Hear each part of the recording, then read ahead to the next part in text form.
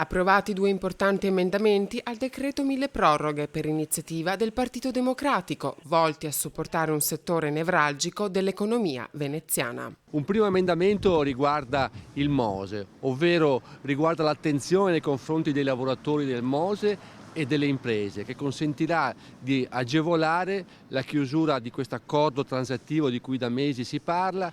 Si apre così una nuova stagione che comporta l'istituzione dell'Autorità della Laguna, attesa da mesi, che rappresenta un passaggio fondamentale per il superamento del Consorzio Venezia Nuova, il concessionario unico dello Stato messo sotto commissariamento pubblico dopo lo scandalo di tangenti e false fatturazioni. Noi sappiamo quanto il MOSE abbia anche umiliato la città nell'occasione dello scandalo del 2014, è una pagina quindi che va chiusa al più presto. Il secondo emendamento invece va a tutelare i lavoratori portuali. Con un emendamento voluto anche questo dal Partito Democratico sarà favorito il prepensionamento dei lavoratori terminalisti, con un fondo che verrà istituito in tutte le autorità portuali e quindi anche a Venezia. È stato inoltre rifinanziato un fondo di ristori con 2 milioni di euro per la crisi determinata dall'emergenza Covid. Fino al 30 giugno del 2022 ci sarà la disponibilità